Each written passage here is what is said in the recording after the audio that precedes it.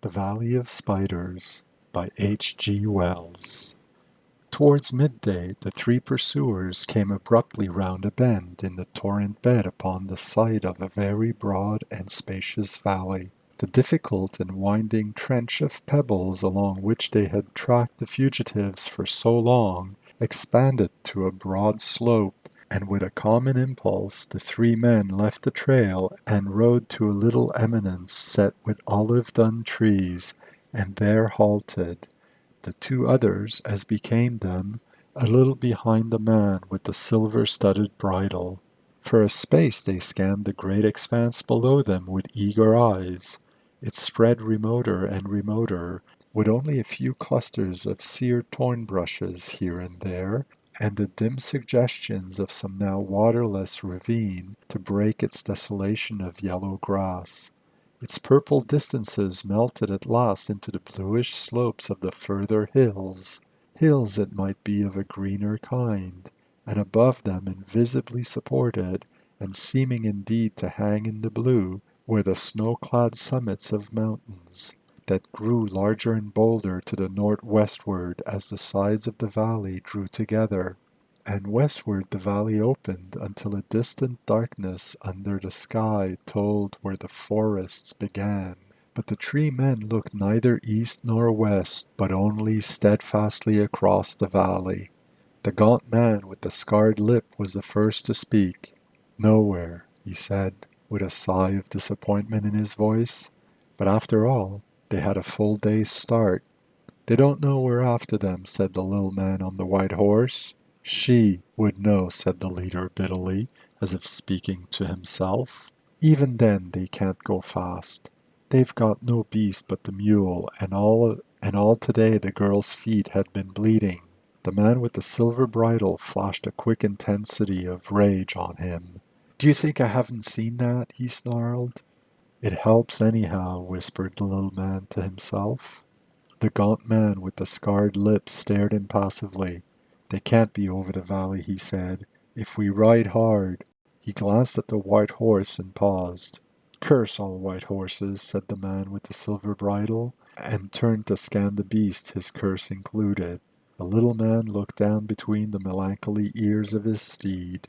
"I did my best," he said. The two others stared again across the valley for a space. The gaunt man passed the back of his hand across the scarred lip. "Come up," said the man who owned the silver bridle suddenly. The little man started and jerked his rein, and the horse hoofs of the three made a multitudinous faint pattering upon the withered grass as they turned back towards the trail.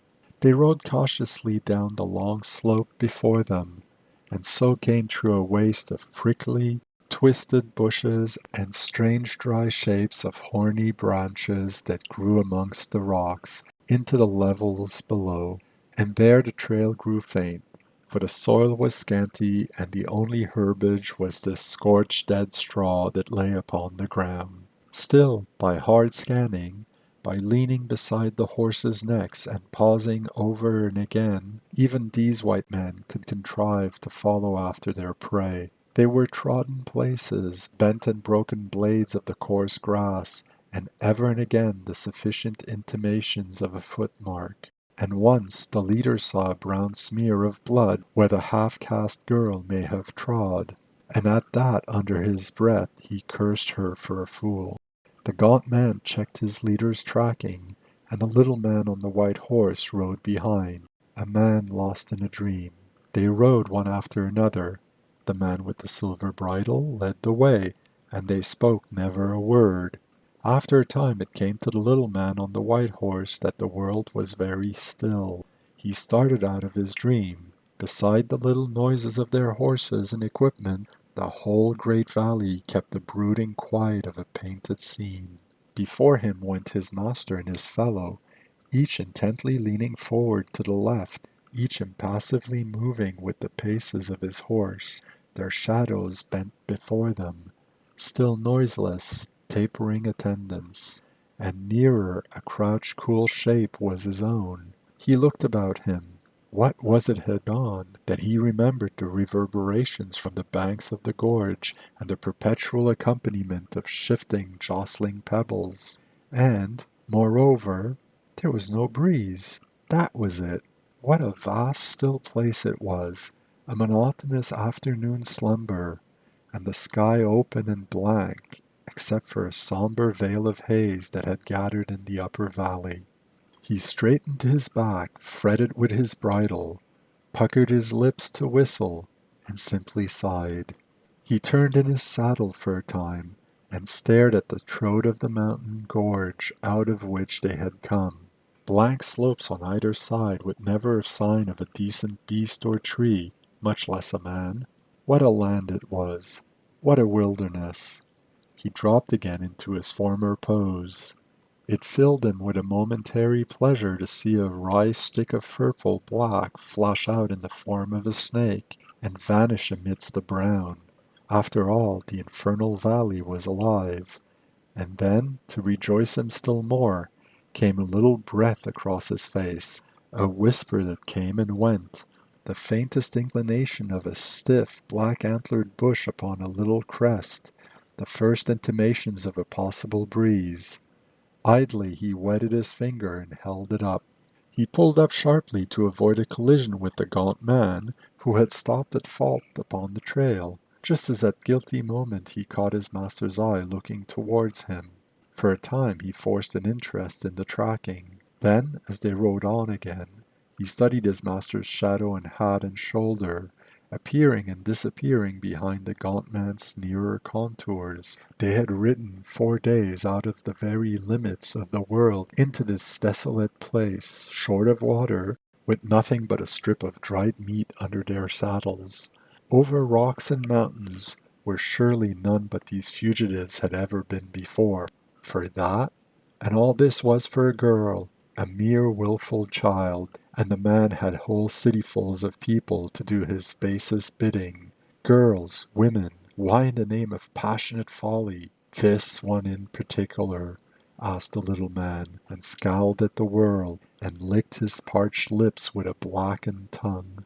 It was the way of the master, and that was all he knew, just because she sought to evade him. His eyes caught a whole row of high-plumed canes bending in unison, and then the tails of silk that hung before his neck flapped and fell. The breeze was somehow stronger. Somehow it took the stiff stillness out of things, and that was well. "Hello," said the gaunt man.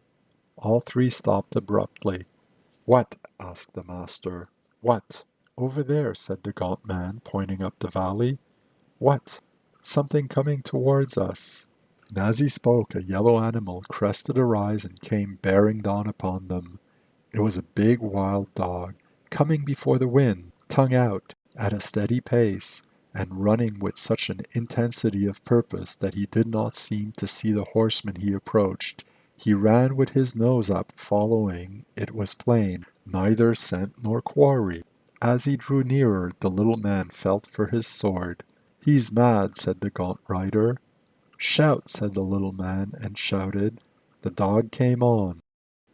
Then, when the little man's blade was already out, it swerved aside and went panting by them and past. The eyes of the little man followed its flight.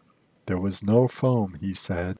For a space the man with the silver-studded bridle stared up the valley. "Oh, come on," he cried at last. "What does it matter?" And jerked his horse into movement again. The little man left the insoluble mystery of a dog that fled from nothing but the wind, and lapsed into profound musings on human character. "Come on," he whispered to himself. Why should it be given to one man to say, "Come on," with that stupendous violence of effect? Always, all his life, the man with the silver bridle had been saying that. "If I said it," thought the little man. But people marveled when the master was disobeyed, even in the wildest things. This half-caste girl seemed to him, seemed to everyone, mad, blasphemous almost. The little man, by way of comparison, reflected on the gaunt rider with the scarred lip. As stalwart as his master, as brave, and indeed, perhaps braver, and yet for him there was obedience, nothing but to give obedience duly and stoutly. Certain sensations of the hands and knees called the little man back to more immediate things. He became aware of something. He rode up beside his gaunt fellow. "Do you notice the horses?" he said in an undertone. The gaunt face looked interrogation. "They don't like this wind," said the little man, and dropped behind as the man with the silver bridle turned upon him. "It's all right," said the gaunt-faced man. They rode on again for a space in silence. The foremost two rode downcast upon the trail. The hindmost man watched a haze that crept down the vastness of the valley, nearer and nearer, and noted how the wind grew in strength moment by moment. Far away on the left he saw a line of dark bulks, wild hogs perhaps, galloping down the valley, but of that he said nothing, nor did he remark again upon the uneasiness of the horses. And then he saw first one and then a second great white ball, a great shining white ball like a gigantic head of thistledown that drove before the wind athwart the path. These balls soared high in the air, and dropped and rose again, and caught for a moment, and hurried on and passed. But at the sight of them the restlessness of the horses increased. Then presently he saw that more of these drifting globes, and then soon very many more, were hurrying towards him down the valley.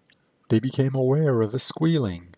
Athwart the path a huge boar rushed, turning his head but for one instant to glance at them, and then hurling on down the valley again. And at that all three stopped and sat in their saddles, staring into the thickening haze that was coming upon them. "If it were not for this thistledown," began the leader. But now a big globe came drifting past within a score of yards of them. It was really not an even sphere at all, but a vast soft ragged filmy thing, a sheet gathered by the corners, an aerial jellyfish as it were, but rolling over and over as it advanced, and trailing long cobwebby threads and streamers that floated in its wake. "It isn't thistledown," said the little man. "I don't like the stuff," said the gaunt man, and they looked at one another. "Curse it!" cried the leader. "The air's full of it up there. If it keeps on at this pace long, it will stop us altogether." An instinctive feeling, such as lines out a herd of deer at the approach of some ambiguous thing, prompted them to turn their horses to the wind, ride forward for a few paces, and stare at that advancing multitude of floating masses. They came on before the wind with a sort of smooth swiftness, rising and falling noiselessly, sinking to earth, rebounding high, soaring, all with a perfect unanimity, with a still, deliberate assurance. Right and left of the horsemen the pioneers of this strange army passed. At one that rolled along the ground, breaking shapelessly and trailing out reluctantly into long grappling ribbons and bands, all three horses began to shy and dance. The master was seized with a sudden unreasonable impatience. He cursed the drifting globe roundly. "Get on!" he cried. "Get on! What do these things matter? How can they matter?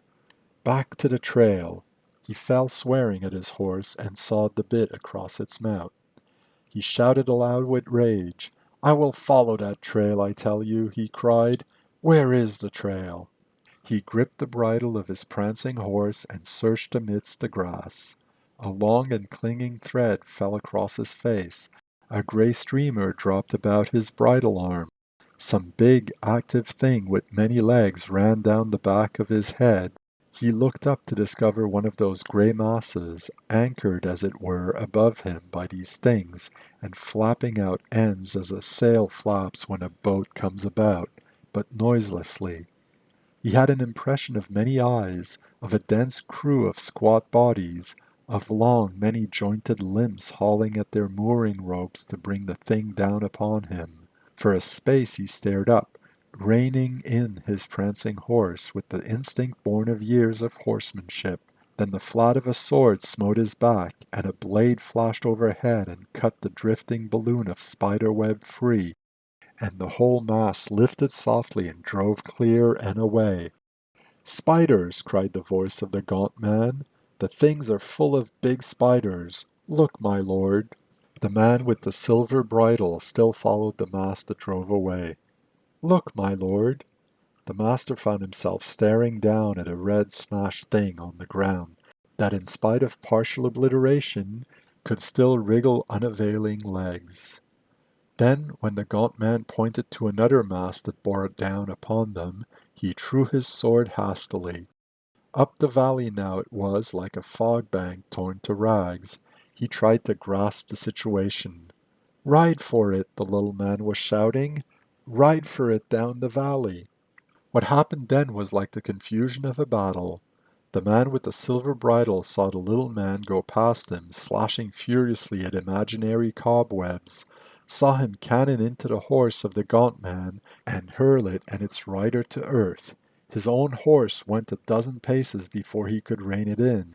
Then he looked up to avoid imaginary dangers, and then back again to see a horse rolling on the ground, the gaunt man standing and slashing over it at a rent, and fluttering mass of grey that streamed and wrapped about them both. And thick and fast as thistledown on wasteland on a windy day in July, the cobweb masses were coming on. The little man had dismounted, but he dared not release his horse. He was endeavoring to lug the struggling brute back with the strength of one arm, while with the other he slashed aimlessly. The tentacles of a second grey mass had entangled themselves with the struggle, and this second grey mass came to its moorings and slowly sank. The master set his teeth, gripped his bridle, lowered his head, and spurred his horse forward. The horse on the ground rolled over, there were blood and moving shapes upon the flanks, and the gaunt man, suddenly leaving it, ran forward towards his master, perhaps 10 paces. His legs were swathed and encumbered with grey. He made ineffectual movements with his sword. Grey streamers waved from him. There was a thin veil of grey across his face. With his left hand he beat at something on his body, and suddenly he stumbled and fell. He struggled to rise and fell again, and suddenly, horribly, began to howl. "Oh! Oh! Oh!" The master could see the great spiders upon him, and others upon the ground. As he strove to force his horse nearer to this gesticulating, screaming grey object that struggled up and down, there came a clatter of hoofs, and the little man, in act of mounting, swordless, balanced on his belly athwart the white horse, and clutching its mane, whirled past. And again a clinging thread of grey gossamer swept across the master's face. All about him and over him, it seemed this drifting, noiseless cobweb circled and drew nearer him. To the day of his death, he never knew just how the event of that moment happened. Did he, indeed, turn his horse, or did it really of its own accord stampede after its fellow? Suffice it that in another second he was galloping full tilt down the valley, with his sword whirling furiously overhead, and all about him on the quickening breeze, the spiders' airships, their air bundles and air sheets, seemed to him to hurry in a conscious pursuit. Clatter, clatter, thud, thud. The man with the silver bridle rode, heedless of his direction, with his fearful face looking up, now right, now left, and his sword arm ready to slash. And a few 100 yards ahead of him, with a trail of thorn cobweb trailing behind him, rode the little man on the white horse, still but imperfectly in the saddle. The reeds bent before them, the wind blew fresh and strong. Over his shoulder the master could see the webs hurrying to overtake. He was so intent to escape the spider's webs that only as his horse gathered together for a leap did he realize the ravine ahead. And then he realized it only to misunderstanding interfere. He was leaning forward on his horse's neck and sat up and back all too late. But if in his excitement he had failed to leap, at any rate he had not forgotten how to fall. He was horseman again in mid-air. He came off clear with a mere bruise upon his shoulder, and his horse rolled, kicking spasmodic legs, and lay still. But his master's sword drove its point into the hard soil, and snapped clean across, as though Chani refused him any longer as her knight, and the splintered end missed his face by an inch or so. He was on his feet in a moment, breathlessly scanning the onrushing spider webs. For a moment he was minded to run, and then thought of the ravine and turned back.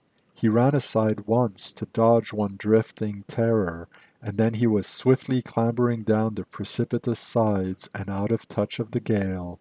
There, under the lee of the dry torrent's steeper banks, he might crouch, and watch these strange grey masses pass and pass in safety till the wind fell, and it became possible to escape. And there for a long time he crouched, watching the strange grey ragged masses trail their streamers across his narrowed sky. Once a stray spider fell into the ravine close beside him. A full foot it measured from leg to leg, and its body was half a man's hand. And after he had watched its monstrous alacrity of search and escape for a little while, and tempted it to bite his broken sword, he lifted up his iron-heeled boot and smashed it into a pulp. He swore as he did so, and for a time sawed up and down for another. Then presently, when he was sure these spider swarms could not drop into the ravine, he found a place where he could sit down, and sat and fell into deep thought, and began after his manner to gnaw his knuckle and bite his nails. And from this he was moved by the coming of the man with the white horse. He heard him long before he saw him, as a clattering of hoofs, stumbling footsteps, and a reassuring voice. Then the little man appeared, a rueful figure, still with a tail of white cobweb trailing behind him. They approached each other without speaking, without a salutation. The little man was fatigued and shamed to the pitch of hopeless bitterness, and came to a stop at last, face to face with his seated master. The latter winced a little under his dependent's eyes. "Well," he said at last, with no pretense of authority, "you left him?" "My horse bolted." "I know, so did mine." He laughed at his master mirthlessly. "I say my horse bolted," said the man who once had a silver-studded bridle. "Coward's boat," said the little man. The other gnawed his knuckles through some meditative moments, with his eyes on his inferior. "Don't call me a coward," he said at length. "You are a coward, like myself. A coward, possibly. There is a limit beyond which every man must fear. That I have learnt at last, but not like yourself. That is where the difference comes in. I never could have dreamt you would have left him. He saved your life 2 minutes before. Why are you our lord?" The master gnawed his knuckles again, and his countenance was dark. "No man calls me a coward," he said. "No, a broken sword is better than none. One spavined white horse cannot be expected to carry 2 men a 4 days' journey. I hate white horses, but this time it cannot be helped. You begin to understand me. I perceive that you are minded, on the strength of what you have seen and fancy, to taint my reputation. It is men of your sort who unmake kings. Besides which, I never liked you." "My lord," said the little man. "No," said the master. "No." He stood up sharply as the little man moved. For a minute, perhaps, they faced one another. Overhead, the spider's balls went driving. There was a quick movement among the pebbles, a running of feet, a cry of despair, a gasp and a blow. Towards nightfall the wind fell. The sun set in a calm serenity, and the man who had once possessed the silver bridle came at last very cautiously and by an easy slope out of the ravine again. But now he led the white horse that had once belonged to the little man. He would have gone back to his horse to get his silver-mounted bridle again, but he feared night, and a quickening breeze might still find him in the valley. And besides, he disliked greatly to think he might discover his horse all swathed in cobwebs, and perhaps unpleasantly eaten. And as he thought of those cobwebs, and of all the dangers he had been through, and the manner in which he had been preserved that day, his hand sought a little reliquary that hung about his neck, and he clasped for it a moment with heartfelt gratitude. As he did so, his eyes went across the valley. "I was hot with passion," he said, "and now she has met her reward. They also, no doubt." And behold, far away out of the wooded slopes across the valley, but in the clearness of the sunset distinct and unmistakable, he saw a little spire of smoke. At that his expression of serene resignation changed to an amazed anger. "Smoke?" He turned the head of the white horse about, and hesitated, and as he did so, a little rustle of air went through the grass about him. Far away upon some reeds swayed a tattered sheet of grey. He looked at the cobwebs, he looked at the smoke. Perhaps, after all, it is not them, he said at last. But he knew better. After he had stared at the smoke for some time, he mounted the white horse. As he rode, he picked his way amidst stranded masses of web. For some reason there were many dead spiders on the ground, and those that lived feasted guiltily on their fellows. At the sound of his horse's hoofs they fled. Their time had passed. From the ground without either a wind to carry them, or a winding sheet ready, these things, for all their poison, could do him little evil. He flicked with his belt at those he fancied came too near. Once, where a number ran together over a bare place, he was minded to dismount and trample them with his boots, but this impulse he overcame. Ever and again he turned in his saddle and looked back at the smoke. Spiders, he muttered over and over. Spiders. Well, well, the next time I must spin a web. That was The Valley of Spiders by H. G. Wells, published in the December 1925 issue of Weird Tales.